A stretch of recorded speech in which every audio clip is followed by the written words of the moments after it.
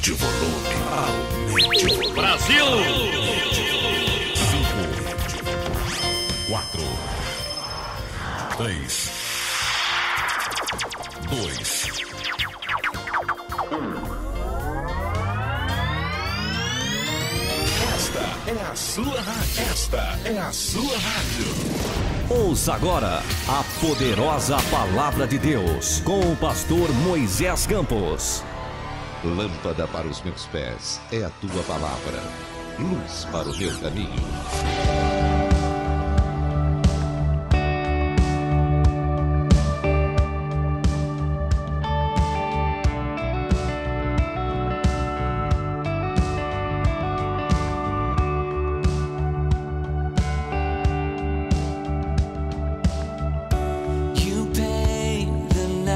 É isso aí, gente, estamos de volta depois do nosso intervalo e como nós prometemos para você, eu já quero agradecer essa massiva audiência que está conosco desde aqui de Sarasota, Tampa, em Orlando, você que está nos ouvindo aí nas regiões aqui de norte a sul, de leste a oeste, em Punta Gorda, você que está nos ouvindo em Northport, em Port Charlotte, muito obrigado também pela audiência do pessoal que está na internet, agora nos assistindo pelas redes sociais, pelo Facebook, vai nos ouvir, vai nos assistir no canal do YouTube e agora também nesta programação ao vivo com você. Olha, gente, como nós anunciamos durante a semana toda, nós estamos tendo a grata satisfação, a alegria, o privilégio, é inenarrável o nosso sentimento para expressar a nossa felicidade em poder receber aqui no nosso programa, não no estúdio, estamos fazendo uma conexão via telefone com ele. Eu sei que a sua agenda é vasta, é super ocupado, mas ele tirou um tempo para estar conosco e para falar conosco e para falar com você. E eu quero convidar, sem mais delongas, sem mais demora, aos microfones dessa rádio, o nosso amigo Pastor Jefferson Neto. Boa tarde, boa noite, Pastor Jefferson. Boa noite, pastor. Como é que você está, querido? Bom estar contigo aqui, viu? A alegria toda nossa, como eu já disse, eu sei que você, para nos atender, deixou talvez de fazer algumas coisas, mas não mediu esforços para estar conosco. Muito obrigado, viu, pastor? A gente se sente muito honrado por recebê-lo aqui conosco hoje. Amém. Além do privilégio de poder compartilhar um pouco da palavra, tem o fato de que somos amigos há muitos anos, não poderia jamais negar o pedido seu, companheiro. Graças a Deus. Eu sinto lisonjeado, muito, muito feliz. Pastor, olha só, gente, para quem não conhece, Pastor Jefferson Neto, ele já reside em Boston. Ele vai falar um pouquinho sobre ele, né? Mas deixa eu passar aqui para você algumas coisas. Ele já reside em Boston há alguns anos, né? E além de pastor, tá? Só para você ter uma ideia, Pastor Jefferson, ele é pastor, já foi missionário na Jocum, é escritor, se eu não estou equivocado, de 1, 2, talvez 3 livros, tá? É doutor em teologia e fez pós-graduação, é PhD em filosofia da religião. Religião. Isso, muito obrigado. Pastor, fala pra gente, antes de nós entrarmos propriamente dito no tema, tá? Que a gente vai discorrer hoje. Eu sei que esse programa não vai dar e já sei que o senhor já me antecipou que também está à nossa disposição para retornar. Muito obrigado. Fala pra gente o que o pastor Jefferson está desenvolvendo, o trabalho. Eu sei que você está envolvido com várias coisas. Eu não quero aqui mencionar para não errar. Mas qual é o ministério? Como desenvolve esse ministério, pastor Jefferson? Aonde as pessoas podem lhe encontrar? Eu sei que você está na mídia, tá no Facebook, tá no Instagram, tá no YouTube, tá em tudo quanto é lugar por aí, pastor Jefferson. Fala pra gente um pouquinho, pastor. Então, o nosso ministério, ele é fundamentalmente um ministério de ensino, de instrução, né? Deus me deu o dom de instruir, de ensinar, né? Então, nós estamos concentrando forças nesse sentido. Então, nós temos, em primeiro lugar, temos um canal de ensino no YouTube, um canal que tem crescido muito, inclusive, já com milhares de pessoas conectadas. Eu já ia dizer que, por sinal, é muito acessado, pastor. Um vídeo, o senhor postou um vídeo hoje, eu fico até com vergonha. Eu posto um vídeo, tem 3 visitas, 4 visitas. Pastor Jefferson posta um vídeo, já deu, parece que 6K o seu último vídeo hoje, pastor. Nós estamos chegando, esse mês, nós estamos chegando a 1 milhão de acessos. Uau! Que benção. Então, graças a Deus, muita gente sedenta, né, de conhecer a palavra realmente. As pessoas vão buscar, às vezes, nas redes sociais, que Deus tem usado como instrumento para isso também, né? É verdade. E nem todo líder, nem todo pastor local é mestre. E isso não é um defeito, é uma questão de especialidade mesmo, né? Uhum. Então, o que Deus faz é que, enquanto que para nós estamos, às vezes, muitas vezes, subdivididos em denominações e clãs e etc.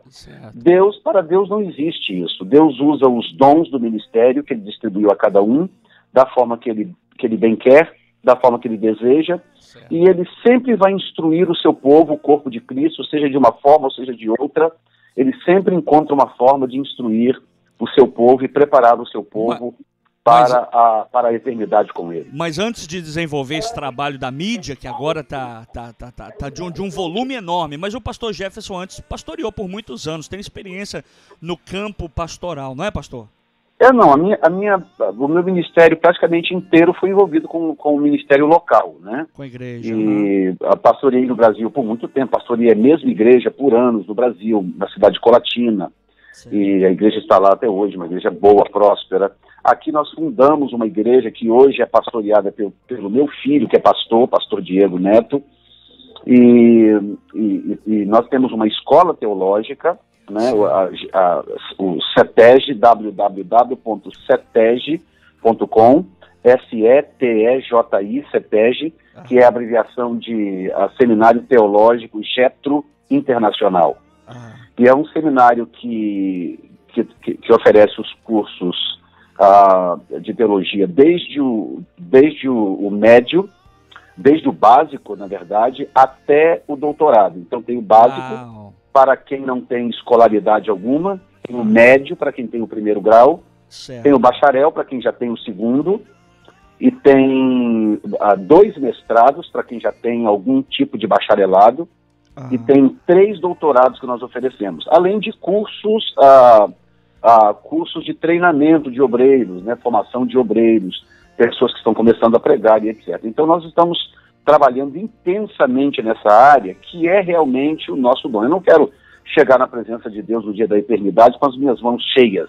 Eu quero chegar lá com as mãos vazias, ou seja, fazer tudo que foi colocado nas minhas mãos para fazer. Né?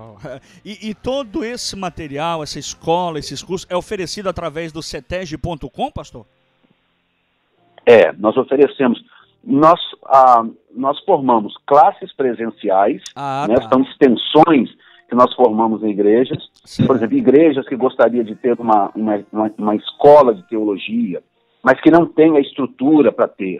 Certo. Então, nós vamos lá com o CETEG, implantamos a escola, tem que ter um número mínimo de alunos de acordo com a distância. Entendi. E na verdade, a distância não importa muito. O que importa é o número de alunos relativo à distância, né? E nós já tivemos classe, por exemplo, em New Orleans, entendeu? Uau. E eu ia lá mensalmente atender essa classe. Uau. E nós formamos professores para isso, etc. Então, um número mínimo e o CETEG oferece toda a estrutura que aquela igreja precisa para manter uma escola de teologia com qualidade funcionando no local. E tem os cursos que podem ser feitos também online, pela internet, à distância. É isso que eu ia perguntar. A distância também tem condição, né?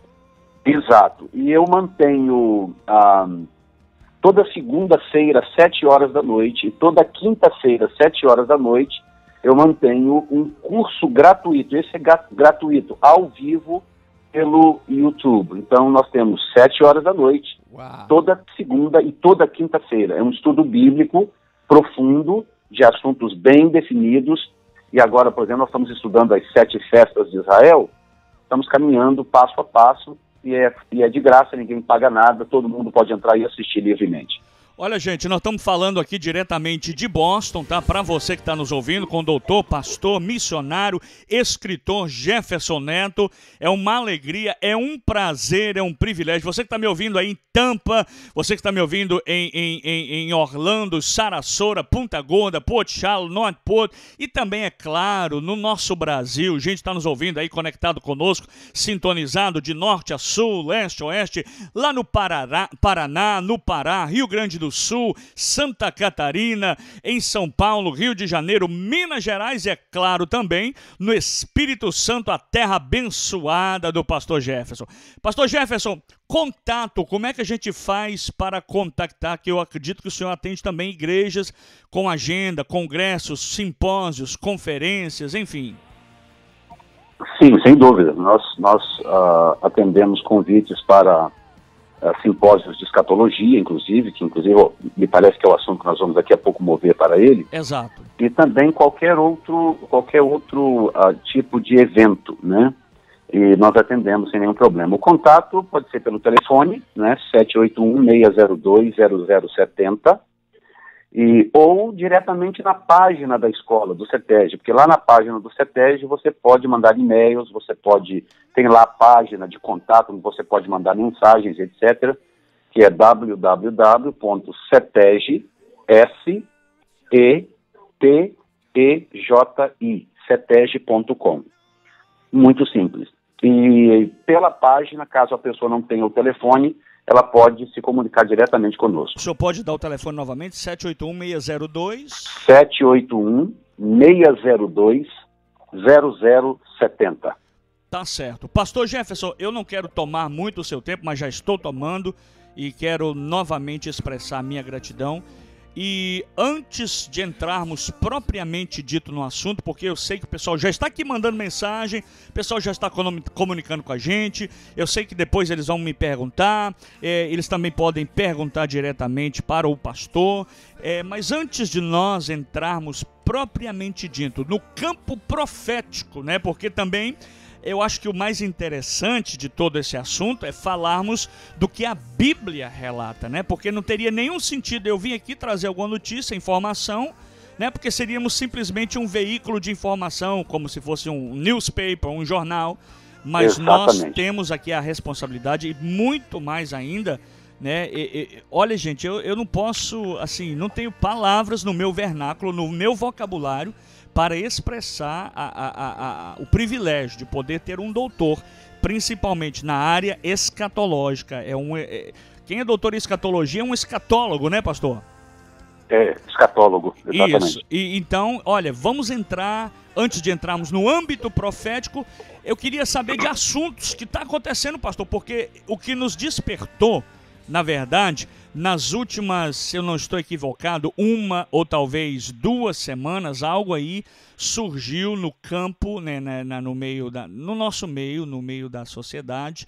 Nós estamos sabendo de tudo isso aí, que foi aquele trágico acontecimento, né, aquela bomba química que foi lançada. Pastor Jefferson sabe de detalhes, termos técnicos, e eu quero saber aqui, pastor, o nome da bomba, o gás, o efeito que ele surge, que ele traz. Então, em primeiro lugar, nós sabemos que a gente está aqui diante de uma situação que nós não temos como correr dela, como fugir, mas Deus nos deixou orientações e homens para nos orientar. Então eu quero convidar você, mais uma vez, chamar a família para ouvir esse programa, para divulgar esse programa, para repassar nos seus grupos, na sua rede social, porque isso aqui, gente, é de uma importância muito grande, tá?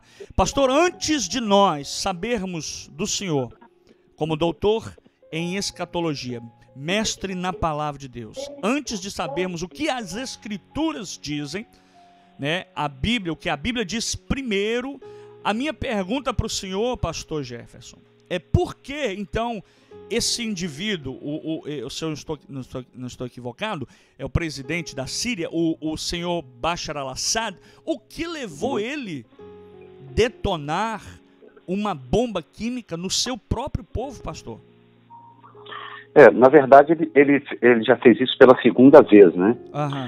A sua pergunta, ela é bem mais profunda do que parece, entendeu? Uau. Porque para entender a razão do porquê esse homem fez isso, você precisa entender toda a conjuntura do Oriente Médio, inclusive a chamada Primavera Árabe. Todo mundo ouviu aí alguns anos atrás a famosa Primavera Árabe, quando a população de determinados países muçulmanos, quando essas populações começaram a se rebelar contra os ditadores de seus países, né? E profeticamente, quem acompanha profecias, quando isso começou a acontecer, nós sabíamos que isso se tratava de uma estratégia diabólica para começar a promover uma base de lançamento, uma plataforma de lançamento para o futuro reinado do anticristo. Porque o que está acontecendo é uma farsa, na verdade. Essa chamada Primavera Árabe, que supostamente é uma rebelião contra a ditadura e um anseio por democracia, na verdade mesmo, no fundo não é nada disso.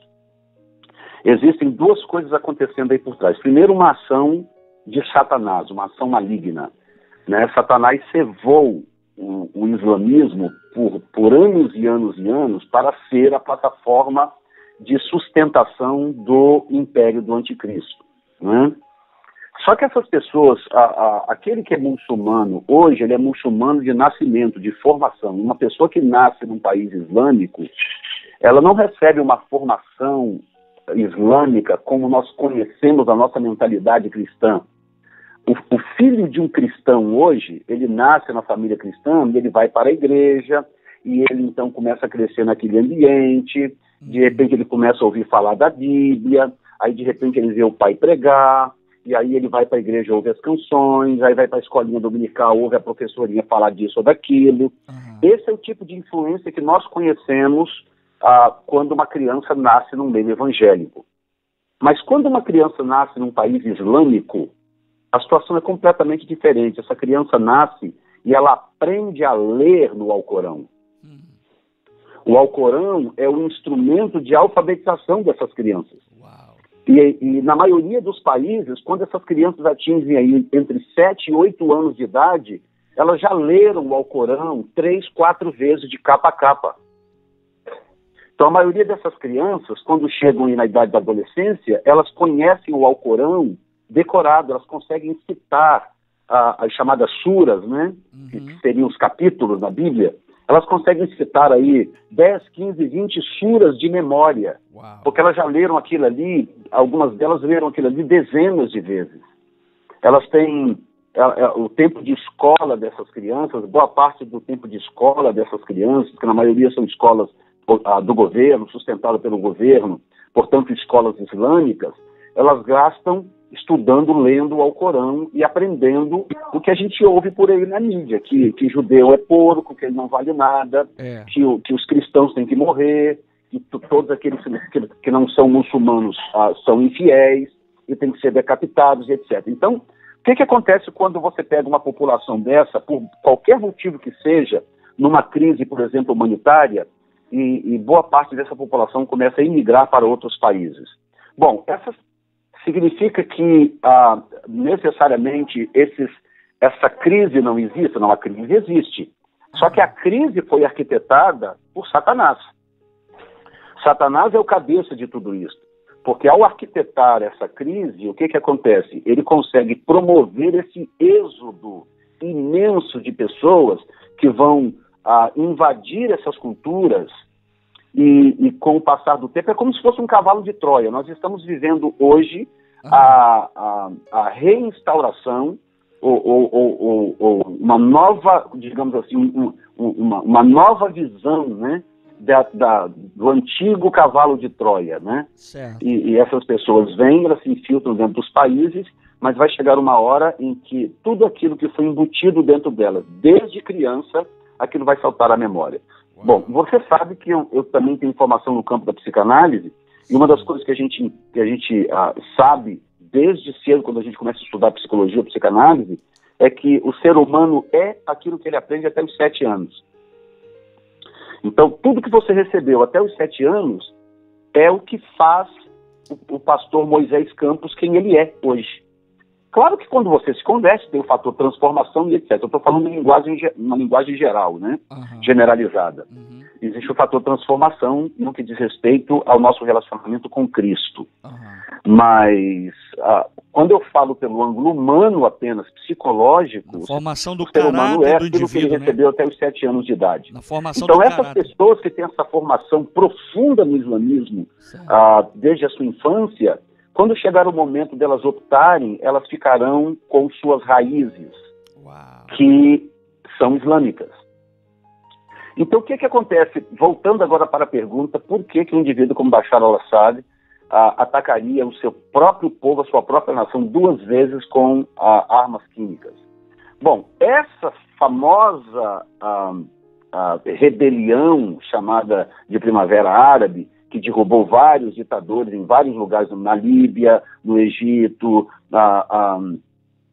no Iraque, e por aí vai. Quando essa rebelião chegou na Síria, o Bashar al-Assad ele tinha 2 coisas que os outros ditadores não tinham, tá?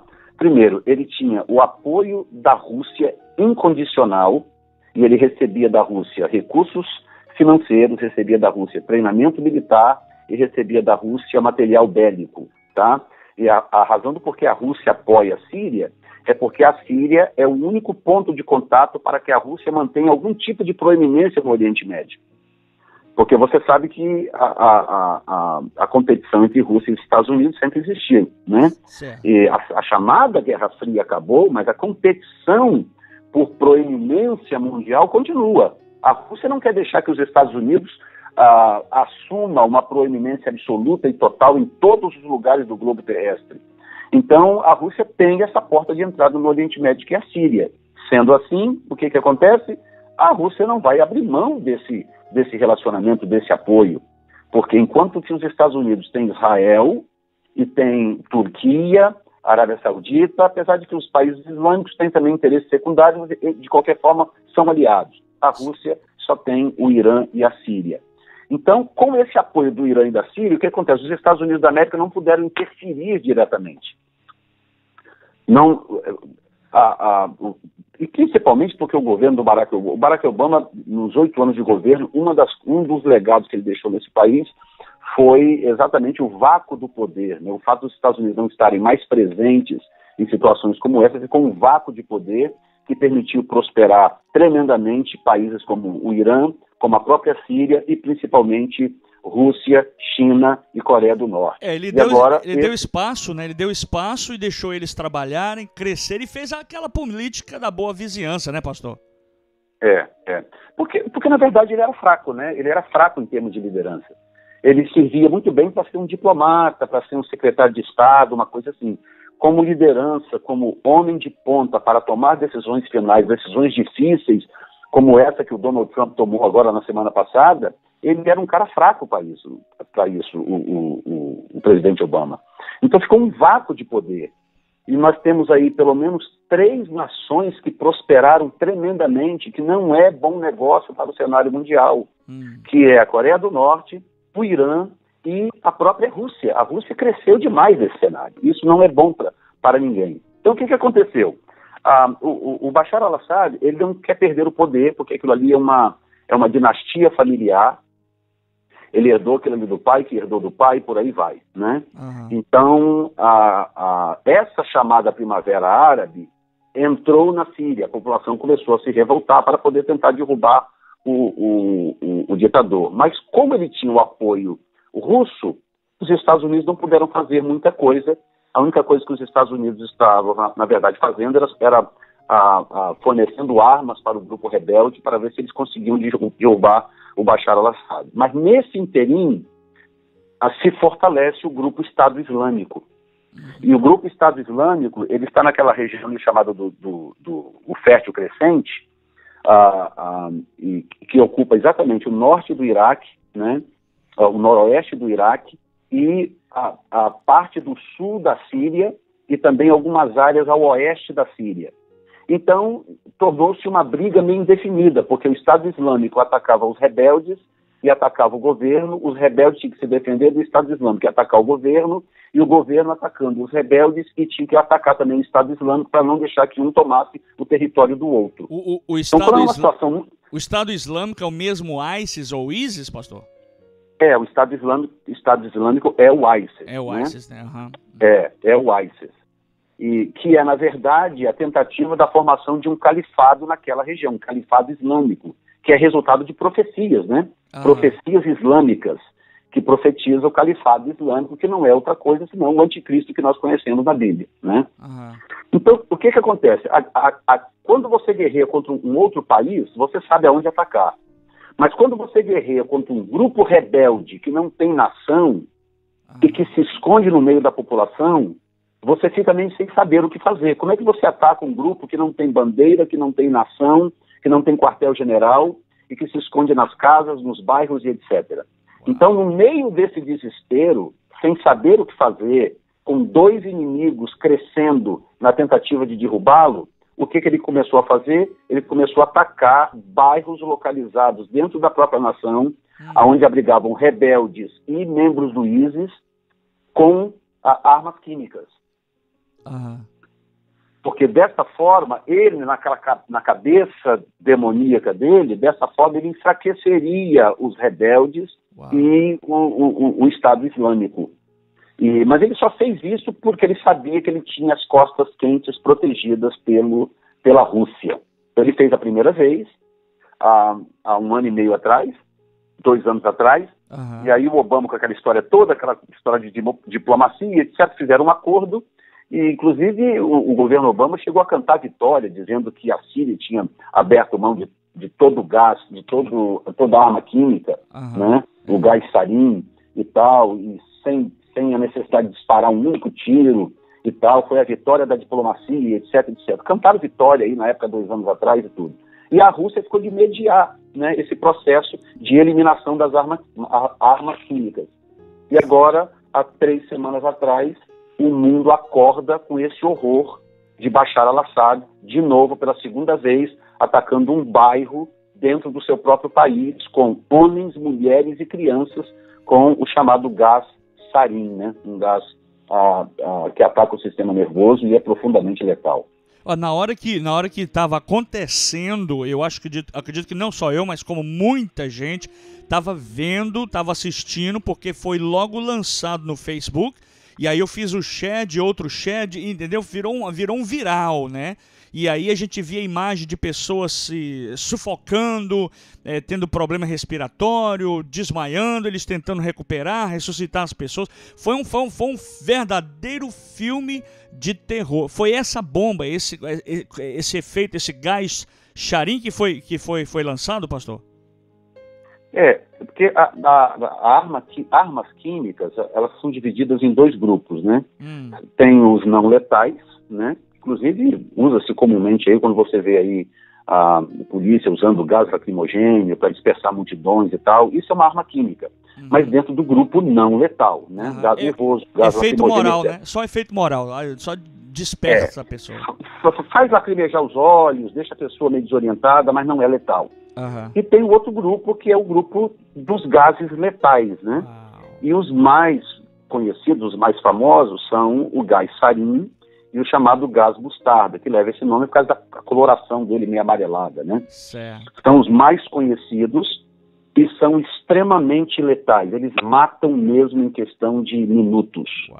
Se entrar em contato com o corpo, tanto for inalado, em termos de respiração, ou entrar em contato com a pele, mata em questão de minutos. E é uma morte agonizante, uma morte tenebrosa, terrível. Ninguém merecia jamais passar por uma experiência dessa natureza, entendeu? Então ele usou um desses, que é o gás sarin, nessa região onde morreram dezenas e dezenas de pessoas, inclusive crianças pequenas, crianças de colo, né, que morreram assim de forma brutal, agonizando, daquela forma que as pessoas viram aí na televisão. Pastor, agora fala para nós, assim, em resposta ao ataque, né, a esse atentado humanitário, vamos dizer assim, do do Bashar al-Assad ao seu próprio povo, os Estados Unidos revidou, ele deu a resposta.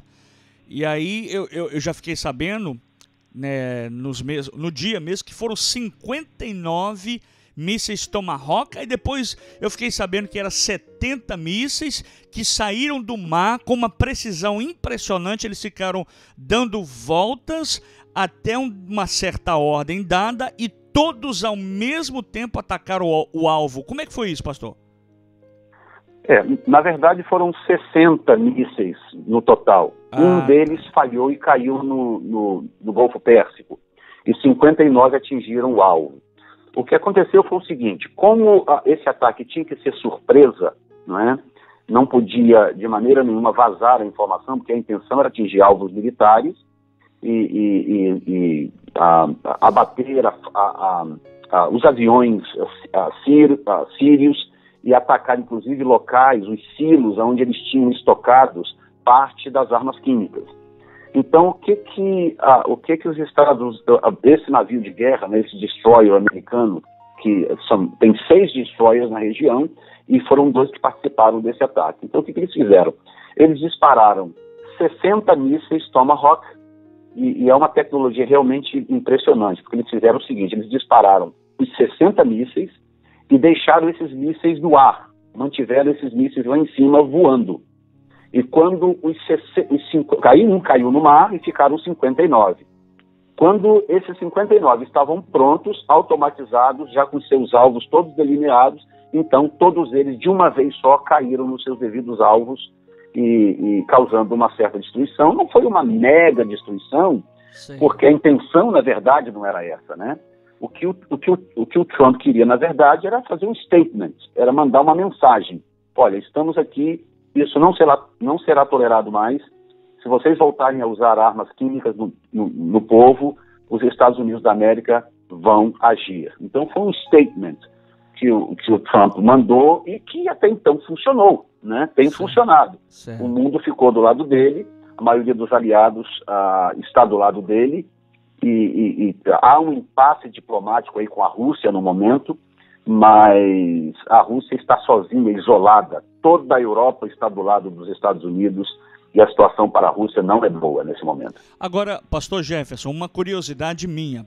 Biblicamente, profeticamente, esse ataque, talvez, aí dos Estados Unidos, essa bomba, esse míssil, esse negócio que emerge do ar, aliás, do mar, porque eu estava assistindo no canal do senhor no YouTube, o senhor faz o update profético, o senhor fez um comentário a respeito de algumas profecias, e aqui é que eu vou adicionar mais uma para o senhor também comentar, que é a profecia, se eu não estou equivocado, do livro de Jeremias e Isaías, que fala sobre algo que emerge do mar, a destruição de Damasco. E, enfim, aí eu queria que o senhor agora entrasse nesse âmbito bíblico, profético, e explicasse um pouquinho para a nossa audiência aí que está nos acompanhando, pastor. Perfeito. Bom, tem 2 profecias na Bíblia voltadas para a Síria, né, para Damasco. A primeira está em Isaías capítulo 17, que fala sobre o peso de Damasco. Eis que Damasco será tirada e já não será cidade, mas um montão de ruínas. As cidades de Aroé serão abandonadas, hão de ser para os rebanhos que se deitarão, sem haver quem os espante. E a fortaleza de Efraim cessará, como também o reino de Damasco, e os resíduos da Síria serão como a glória dos filhos de Israel, diz o Senhor dos Exércitos. Essa é a profecia de Isaías capítulo 17, ela é um pouco mais longa, mas vou ler até aqui para poder ficar apenas como ponto de partida. Então, o que acontece? Começa uma polêmica nessa profecia de Isaías, porque boa parte dessa profecia se cumpriu no ano 732, quando a Síria, não Síria, a Síria invadiu a terra do norte de Israel, né, as tribos do norte, e realmente muita coisa aconteceu, como está escrito aqui, 732. Então, as pessoas ficam discutindo em torno de Isaías 17, cumpriu, não cumpriu, vai cumprir ainda, está faltando isso, está faltando aquilo. E elas esquecem Jeremias 49, que é o meu foco. Então, nesse vídeo que você está falando, a minha análise é exatamente isso. Eu mostro a profecia de Isaías 17, mas eu mostro que o meu foco está em Jeremias, Porque, primeiro, a profecia de Jeremias veio 100 anos depois da de Isaías, quando a invasão da Assíria já havia acontecido, e agora Jeremias está apresentando uma nova profecia.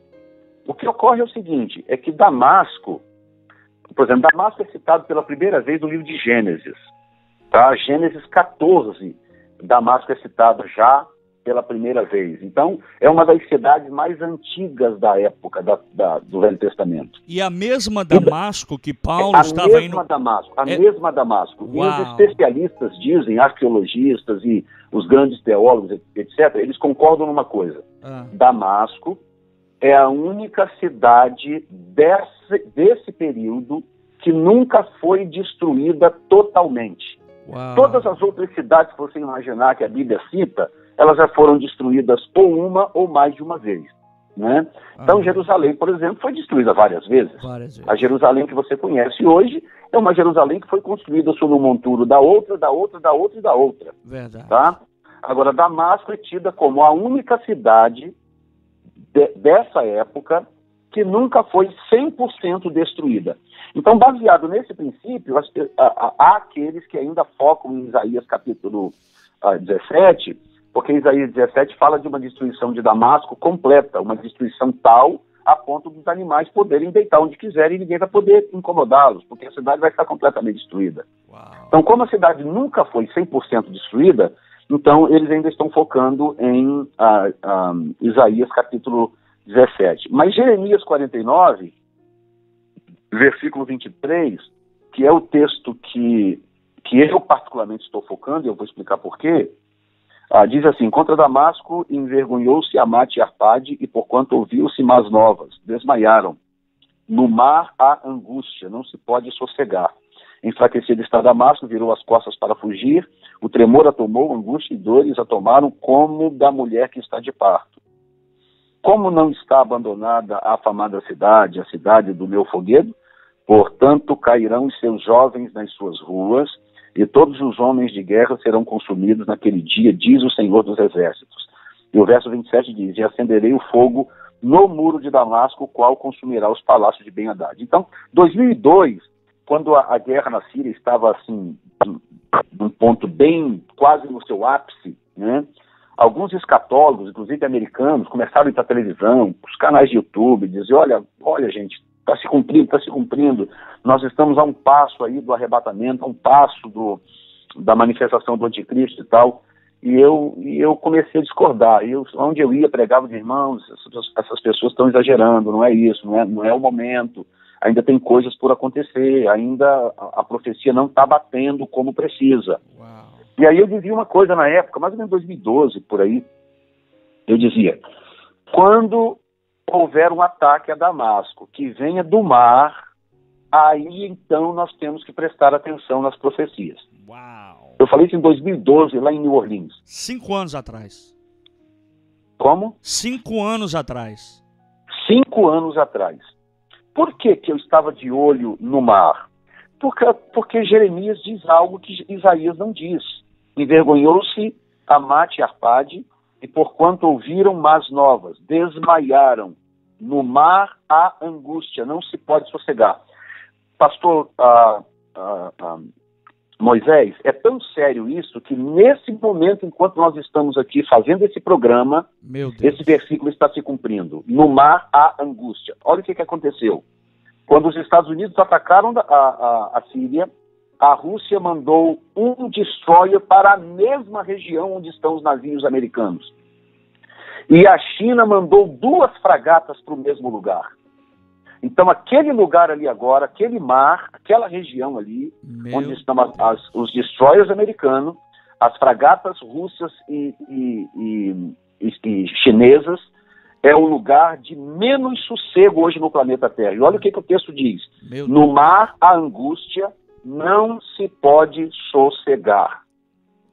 Então, alguma coisa tinha que acontecer na Síria que partisse do mar, e isso aconteceu semana passada, e agora nós vamos assistir o desenrolar desse desassossego no mar. O que vai acontecer? Porque o Trump disse que se o Assad voltar a usar algum tipo de arma química, se as armas não forem destruídas, ele vai voltar a atacar a Síria. E a Rússia disse que se os Estados Unidos atacarem a Síria, eles vão atacar um navio americano.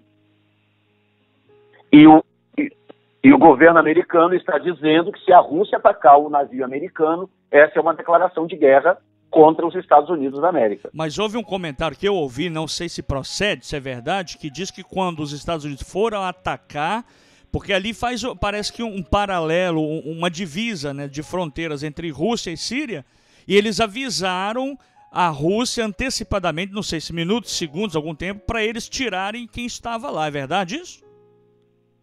Sim, não. Os Estados Unidos tinham que avisar por uma questão até de respeito ao relacionamento que a Rússia tem com a Síria. Certo. E, logicamente, o Trump não é nenhum louco, nem o Pentágono, de ignorar um país com o poder bélico da Rússia. Claro. Se eles atacassem o local e matassem lá alguns militares russos ou destruíssem equipamento russo, aquilo seria um problema diplomático gigantesco. Muito grande. Então o que eles fizeram foi correto. Só que eles avisaram quando os mísseis já estavam no ar. Uau. Entendeu? Aí ligaram e disseram, olha, tira o seu povo de lá porque nós estamos atacando o local. Uau. E aí os russos rapidamente tirou quem pôde, logicamente que nesse interim eles avisaram também os aliados, mas aí não dava tempo de fazer muita coisa, porque os mísseis já estavam todos a caminho. Mas tinha que avisar mesmo, senão seria muito perigoso, as consequências poderiam ser desastrosas, entendeu? Uhum. Então nós estamos nesse momento, do meu ponto de vista, estamos vivendo Jeremias 49, versículo 23, nesse exato momento. E do meu ponto de vista, uma das coisas que eu considero divisor de águas é quando chegar o momento que alguém, os Estados Unidos ou Israel, ou alguém, atacar o palácio de Bashar al-Assad. Seja o lugar onde ele se esconde, o bunker, seja o próprio palácio, seja o que for. Porque no verso 27 diz, acenderei fogo no muro de Damasco, o qual consumirá os palácios de Ben-Hadad. Então, eu acredito que Bashar al-Assad vai cair, vai chegar o momento que ele vai cair, isso não vai durar muito tempo, e pode ser que essa queda dele venha acompanhada da destruição do seu palácio ou do seu esconderijo. Essas pessoas todas têm bunkers, né? Certo. Tem lugares onde eles realmente se escondem e refúgios, se protegem. Né? Refúgios. Exatamente, antiatômico e etc e tal. Então, eu entendo que isso é o tipo da coisa que nós estamos vendo acontecer diante dos nossos olhos e nós não podemos ignorar. Está realmente acontecendo, entendeu? Pastor, então é assim, só para a gente caminhar para o final, eu sei que o senhor também tem um horário, que o senhor me disse que tem um apontamento. Veja só, o que a gente pode esperar no nosso futuro, porque a gente ouve muita gente que às vezes fica desesperada, preocupada, com medo, sem saber o que fazer, como reagir. O que a gente pode esperar e como a gente deve reagir ou agir nesses momentos aí cruciais que nós estamos vivendo, que a humanidade está vivendo, que a igreja está enfrentando, porque a própria igreja também está num momento de tensão, né, pastor? Muito forte, a tensão é muito, muito grande. Há uma tensão muito grande, mas infelizmente o que eu gostaria de dizer é que, em primeiro lugar, há um desconhecimento, né? Não se ensina mais profecias hoje nas igrejas, né? O povo de Deus não sabe o que está acontecendo. As pessoas não sabem mais a que horas estamos no relógio de Deus. Isso precisa ser ensinado, né? Então, o que acontece? Conhecereis a verdade vos libertará. Então, nós temos muita gente oprimida hoje, crentes com medo. Será que a Coreia do Norte vai atacar os Estados Unidos? E as pessoas estão, assim, perdidas, sem direção. Mas muito simples. Existe um texto, pastor, que todos nós conhecemos muito bem, 1 Tessalonicenses, capítulo 4, não é um texto novo, é um texto conhecido de todos, mas nem sempre nós prestamos atenção em algo que esse texto diz. 1 Tessalonicenses, capítulo 4, do versículo 16 em diante, diz assim: porque o mesmo Senhor descerá do céu com alarido e com voz de arcanjo, com a trombeta de Deus, e os que morreram em Cristo ressuscitarão primeiro. Depois nós, os que ficarmos vivos, seremos arrebatados juntamente com ele nas nuvens, a encontrar com o Senhor nos ares, e assim estaremos com o Senhor para sempre. Agora veja o que diz o verso 18. Portanto, vírgula, consolai-vos uns aos outros com estas palavras.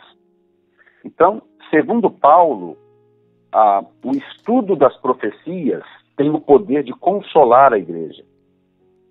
E a igreja está meio desconsolada ultimamente. Por quê? Porque, na verdade, o que se ensina hoje por aí afora, nem em todo lugar, graças a Deus, pelos homens de Deus que não se venderam a mensagem fácil, mas hoje em dia, sabe, o enriquecimento fácil, a conquista disso, a conquista daquilo, as pessoas não ouvem mais que Jesus está voltando, as pessoas não ouvem mais mensagens proféticas, escatológicas, as quais têm um grande conteúdo de consolo. Consolai-vos uns aos outros com essas palavras. E quando a igreja para de ouvir que o Senhor está voltando e que a nossa redenção está perto, o que acontece? O consolo se desvanece, o consolo se vai. Então é isso que nós precisamos resgatar de novo, primeiramente. Segundo lugar, eu quero dizer para os nossos queridos ouvintes que descansem em Deus. Deus não perdeu o controle de nada, Deus está no controle de tudo. E o bom de nós estudarmos uma situação como essa, quando a gente olha para a Bíblia e vê na Bíblia o que está acontecendo hoje diante dos nossos olhos, isso nos traz o conforto, a paz, a segurança de saber que o Senhor está nos guardando, Ele está no controle de todas as coisas, ninguém pode mudar um milímetro na sua estatura sem a vontade de Deus ou sem a permissão de Deus. Ou seja, Deus está no controle de todas as coisas, Ele não perdeu o controle, Ele não saiu do trono e Ele continua reinando e continuará reinando para todo sempre. Muito bom, pastor Jefferson. Olha, eu quero já de antemão agradecer ao senhor pela sua disponibilidade e eu quero voltar, se o senhor me permitir, voltar a recebê-lo novamente no nosso programa, numa data breve, né? Porque tem muita coisa para falar. O senhor estava falando aí, uma coisa que já me veio aqui ao coração, que a gente falando de descontentamento, desinformação, eu ouço por aí muitos cristãos, muitos crentes que acreditavam no arrebatamento da igreja, já não sabem mais se são pré-tribulacionistas, pós-tribulacionistas, enfim, virou uma bagunça, né, pastor? E a gente precisa orientar as pessoas, eu acho que isso é muito importante. É verdade. Primeiramente, o povo entender o que realmente o Senhor ensinou, né? Porque a partir daí, quando nós sabemos o que o Senhor ensinou, então se dissipa toda a confusão. Que às vezes as pessoas são tão preocupadas de buscar explicação lá no Velho Testamento, nas epístolas e tal, tudo isso é palavra de Deus. Mas não podemos esquecer que tudo parte daquilo que o próprio Senhor ensinou, não é? Tá certo, pastor Jefferson, muito obrigado. O senhor quer deixar aqui mais uma vez contato da CETEG, seu telefone, quem quiser entrar em contato, seu canal no YouTube, no Facebook, sua rede social, fala pra gente e a gente já vai caminhando aqui, pastor. Amém.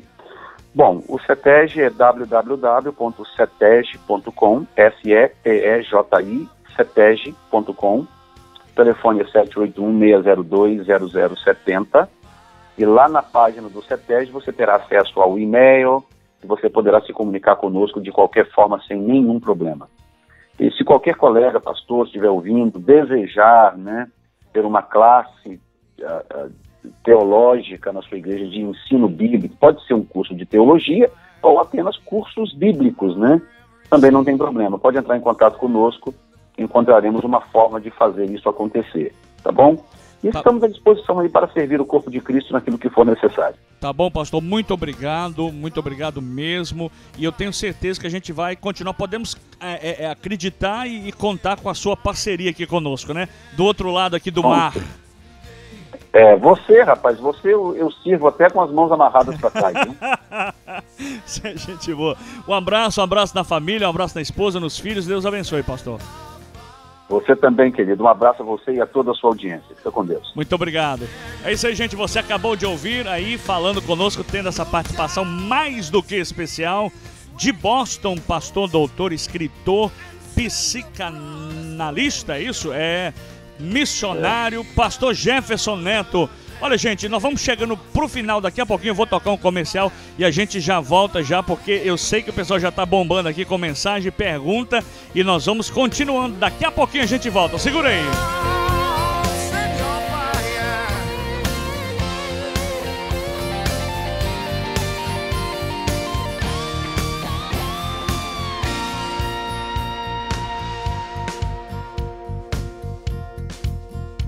Olha só, se você gostou da mensagem de hoje, do programa de hoje, eu quero fazer um pedido mais do que especial para você. Por favor, ajude a divulgar esse programa, tá certo? Nós estamos fazendo com o maior carinho, maior esmero para orientar você. Você viu que na semana passada nós trouxemos aqui um outro pastor que foi uma bênção. Que mensagem, que palavra. E você pode acessar aí o nosso canal, pode acessar aí a internet e no nosso Facebook e ver aí na nossa rede social que nós estamos postando isso lá também, para você ter esse acesso, essa liberdade, essa informação. E hoje, gente, que riqueza, que algo que não tem preço isso aqui, sabe?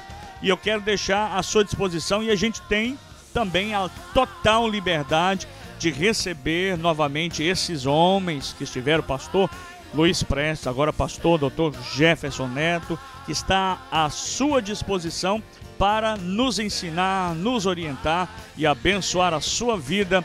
E eu conto com a sua participação, porque a gente não faz isso aqui sozinho. Eu preciso que você me ajude.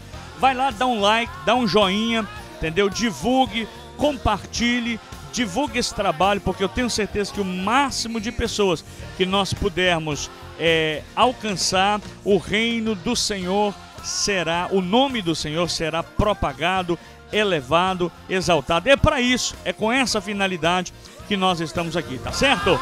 Olha, meu telefone de contato, o pessoal estava pedindo, é 617-594-1208, 617-594-1208. Você pode entrar em contato conosco também na nossa rede social, aí no YouTube, deixar o seu like, deixar sua mensagem, compartilhar essa mensagem e outras que estão vindo. Aliás, está vindo uma outra mensagem aí poderosa para a sua vida. Você não pode perder, você não pode ficar de fora.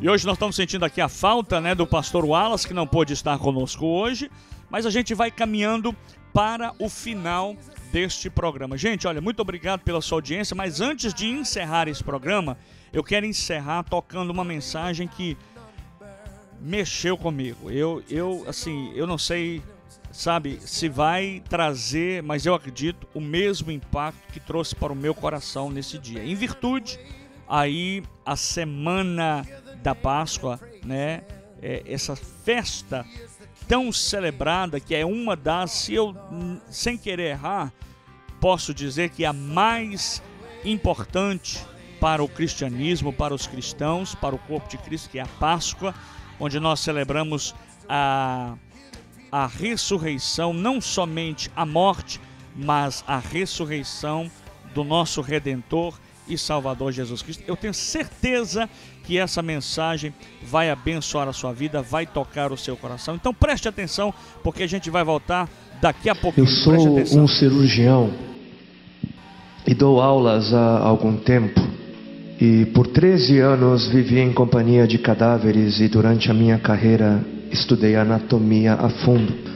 Posso, portanto, escrever sem presunção a respeito de morte como aquela.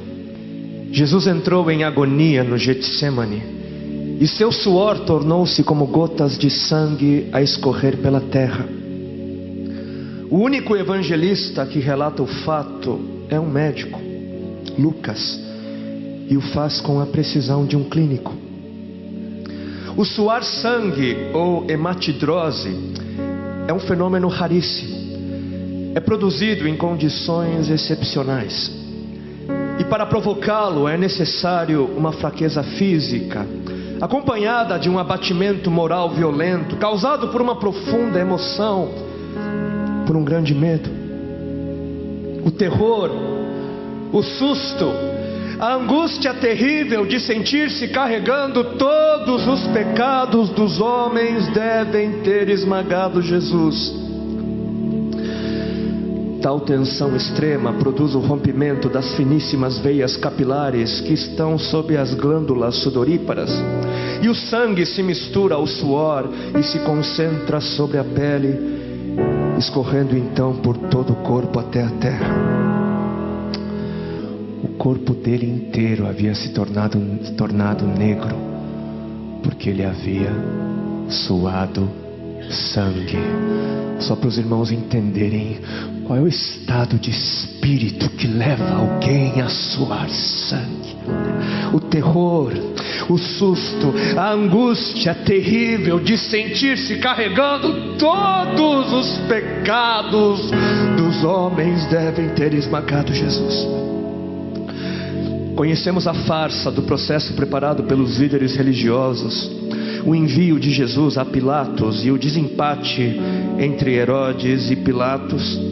Pilatos teve que ceder e então ordenou a flagelação, o chicoteamento de Jesus. Os soldados despojam Jesus, tiram a roupa de Jesus e o prendem pelo pulso a uma coluna do pátio. A flagelação se efetua com tiras de couro múltiplas, sobre as quais são fixadas bolinhas de chumbo e pequenos ossos. Os carrascos devem ter sido 2, um de cada lado e de diferente estatura, e golpeiam com chibatadas a pele já alterada por milhões de microscópicas hemorragias do suor de sangue. A pele se dilacera e se rompe, o sangue espirra. A cada golpe Jesus reage em um sobressalto de dor. As forças se esvaem, um suor frio lhe impregna a fronte, a cabeça gira em uma vertigem de náusea, calafrios lhe correm ao longo das costas. Se não estivesse preso no alto pelos pulsos, cairia em uma poça de sangue. Depois o escárnio da coroação, com longos espinhos mais duros que os de acácia. Os algozes entrelaçam uma espécie de capacete e o aplicam sobre a cabeça de Jesus. Os espinhos penetram no couro cabeludo, fazendo-o sangrar, e os cirurgiões sabem o quanto sangra o couro cabeludo. Pilatos, depois de ter mostrado aquele homem dilacerado à multidão feroz, o entrega para ser crucificado. Colocam sobre os ombros de Jesus o grande braço horizontal da cruz, que pesa uns 50 quilos. A estaca vertical já está plantada sobre o Calvário. Jesus caminha com os pés descalços pelas ruas de terreno irregular, cheia de pedregulhos. Os soldados o puxam com as cordas. O percurso é de cerca de 600 metros. Jesus, fatigado, arrasta um pé após o outro, frequentemente cai sobre os joelhos e os seus ombros estão cobertos de chagas, de ferimentos. Quando ele cai por terra, a viga lhe escapa, escorrega e lhe esfola o dorso. Sobre o Calvário tem início a crucificação. Os carrascos despojam o condenado, tiram a roupa do condenado, mas a sua túnica está colada nas chagas dos ferimentos, e tirá-la produz dor atroz. Quem já tirou uma atadura de gás e de uma grande ferida percebe do que se trata. Cada fio do tecido adere, cola a carne viva, e ao levarem a túnica se laceram as terminações nervosas, postas em descoberto pelas chagas. Os carrascos dão um puxão violento, e há um risco de toda aquela dor provocar uma síncope. Mas ainda não é o fim. O sangue volta a escorrer. Jesus é deitado de costas. As suas chagas se incrustam de pequenos elementos. Depositam-no sobre o braço horizontal da cruz.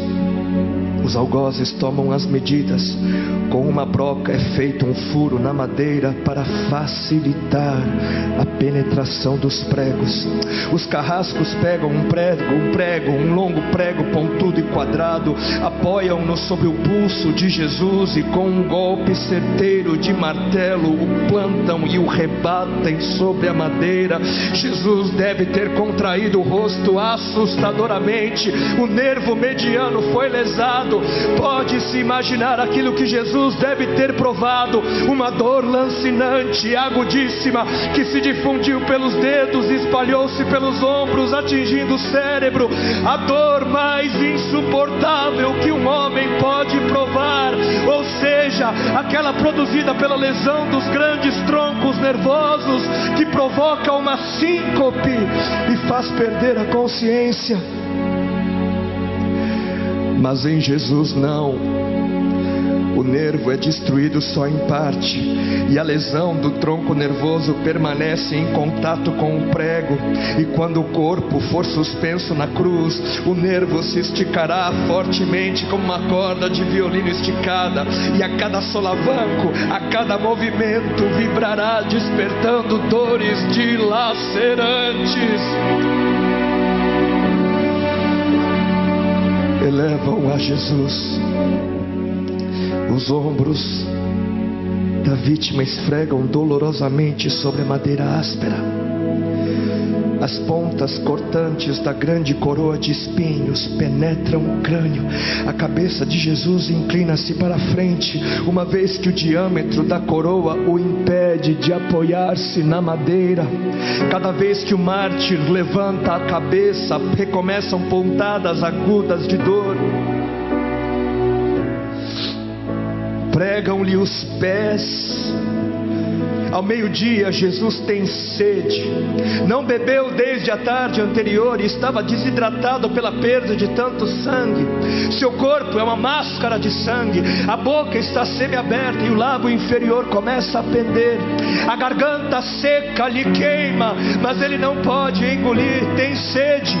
Um soldado lhe estende sobre a ponta de uma vara uma esponja com bebida ácida de uso entre os militares. Tudo aquilo é uma tortura atroz.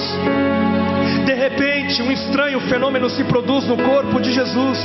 Os músculos dos braços se enrijecem em uma contração que vai se acentuando, os bíceps esticados e levantados, os dedos se curvando. É como acontece a alguém ferido de tétano, a isto que os médicos chamam de tetania. Quando os sintomas se generalizam, os músculos do abdômen se enrijecem em ondas imóveis. Em seguida, os músculos entre as costelas, depois os do pescoço e finalmente os músculos respiratórios se enrijecem. A respiração se faz pouco a pouco mais curta. O ar entra, mas não consegue mais sair. Jesus respira com o ápice dos pulmões. Tem sede de ar como um asmático em plena crise. Seu rosto pálido pouco a pouco se torna vermelho, depois se transforma num violeta purpúreo. Jesus é envolvido pela asfixia. Seus pulmões cheios de ar não podem mais esvaziar-se. A fronte está impregnada de suor, os olhos saem fora de órbita. Mas de repente algo acontece. De repente algo acontece. Lentamente, com um esforço sobre-humano, Jesus toma um ponto de apoio sobre o prego dos pés. Ele esforça-se a pequenos golpes, se eleva, aliviando a tração dos braços. Os músculos do tórax se distendem, a respiração torna-se mais ampla e profunda, os pulmões se esvaziam e o rosto recupera a palidez inicial. Mas por quê? Por que este esforço? Por quê? Porque Jesus quer bradar: Pai, perdoa-lhes porque não sabem o que fazem. E logo em seguida o corpo de Jesus começa a afrouxar-se de novo e a asfixia recomeça. Foram transmitidas 7 frases pronunciadas por ele na cruz, e cada vez que quer falar ele deverá elevar-se, tendo como apoio o prego dos pés. Inimaginável. Atraídas pelo sangue que ainda escorre e pelo coagulado, enxames de moscas unem ao redor do seu corpo, mas ele não pode enxotá-las. Pouco Logo depois o céu escurece, o sol se esconde, de repente a temperatura diminui. Logo serão 3 da tarde, e depois de uma tortura que dura horas e horas, todas as suas dores, toda a sua sede, todas as cãibras, toda a asfixia, todo o latejar dos nervos medianos lhe arrancam um lamento. Deus meu, por que me desamparaste?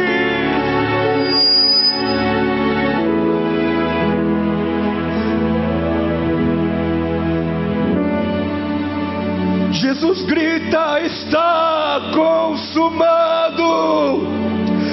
E em seguida, num grande brado, diz: Pai, nas tuas mãos entrego meu espírito.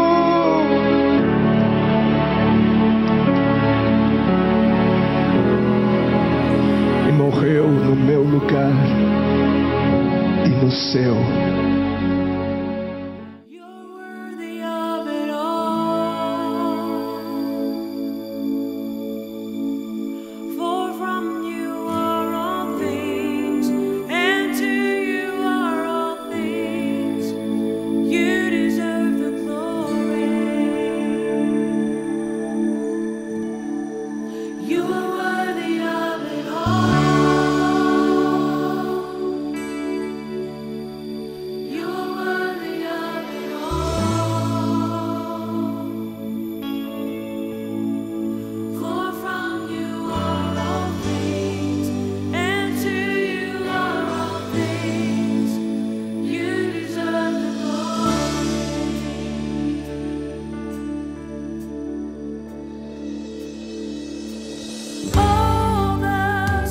Estamos chegando ao final agora e eu quero orar por você onde você estiver. Se você puder, curve a sua cabeça, feche os seus olhos, vamos orar, vamos falar com Deus. Pai do nosso Senhor e Salvador Jesus Cristo, nesta oportunidade nós queremos mais uma vez nos prostrar na Tua presença, em agradecimento, Senhor, e enaltecer e exaltar o Teu santo nome, e dizer que Tu és digno, ó Deus, de receber toda honra, toda glória e todo louvor pelos séculos dos séculos. Ó Pai, muito obrigado, ó Jesus, pelo sacrifício na cruz do Calvário, porque o Senhor nos alcançou. Foi altíssimo o preço pago naquela cruz. Era para mim estar lá, era para mim ter morrido, mas o Senhor decidiu morrer em meu lugar. Por isso, nesta oportunidade, nós nos curvamos diante da Tua beleza, da Tua santidade, da Tua glória, e exaltamos o Teu nome, porque Tu és digno de receber toda adoração. Os 24 anciãos se prostram e Te adoram, os céus Te adoram, o universo proclama a obra das Tuas mãos, toda a terra está cheia do Teu louvor e da Tua glória. Por isso, Senhor, nós Te adoramos, porque Tu és digno, o único digno de ser adorado para todos sempre. Amém, amém e graças a Deus.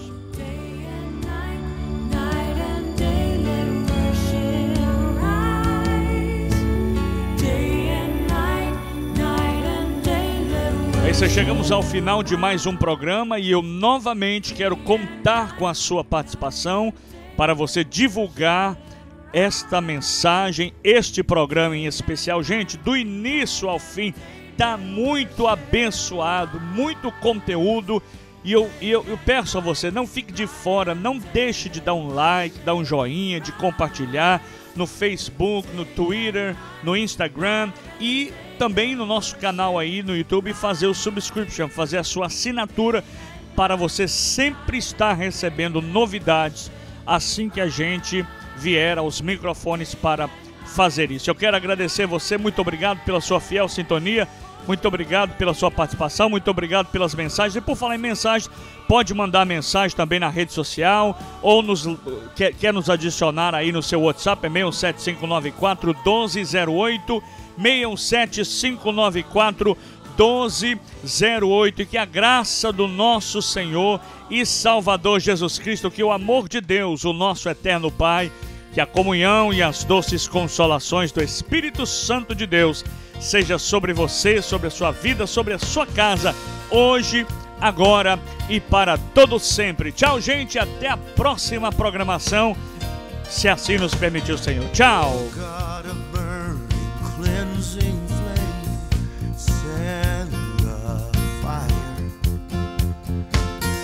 Blood-bought gift